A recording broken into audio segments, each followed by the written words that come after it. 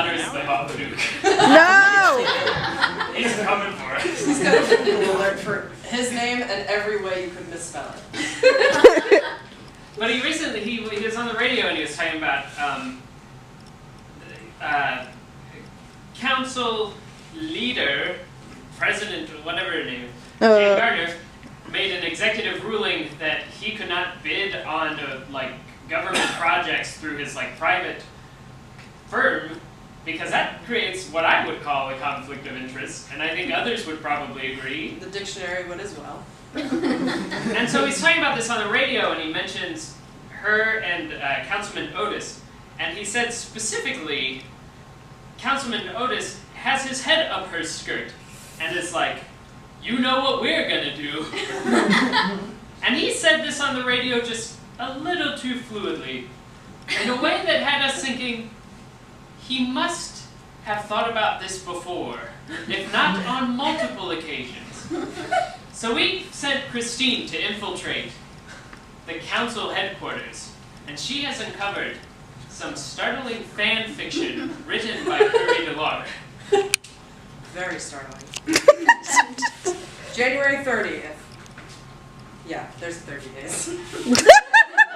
January 30th, 2014. Another rainy day. A shameful thing to find in this great county of Frederick, within the greatest country, America. It's hard being me, pretending you have to care about what the dimwits of this town think about zoning and contracting. Oh, here comes the latest dimwit, Margie Johnson.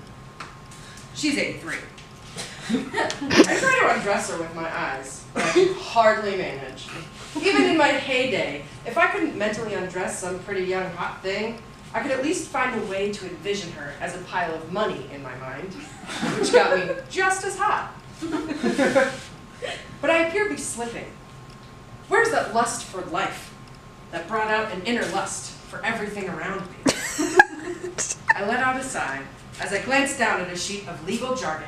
With a firm and steady hand, I began to doodle out dollar signs on it, as if I were writing down something important.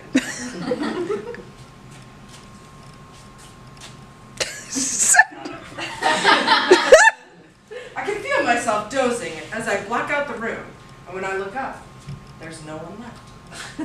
Another day, another dollar. That is, until I hear a faint giggling sound coming from beneath the council podium. I rise in my seat to investigate, but as I get closer, I recognize the sound of a woman who would never giggle for me. It's Jan Gardner. There she was, locking lips with Councilman Otis. I know I should stop them, but I can't look away. And that's when Jan and I made eye contact. You can watch, she says. I love to watch. Councilman Otis backs up and looks her dead in the eyes. You know what? This is what we're gonna do. She nods in anticipation as he sticks his head up her skirt.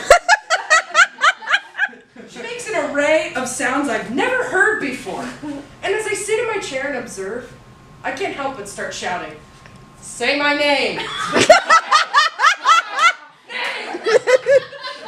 Yeah, and the rest is too much. So raunchy, I think that if we ever read it live, we definitely have our liquor license revoked. That's all I can disclose for now. Yes.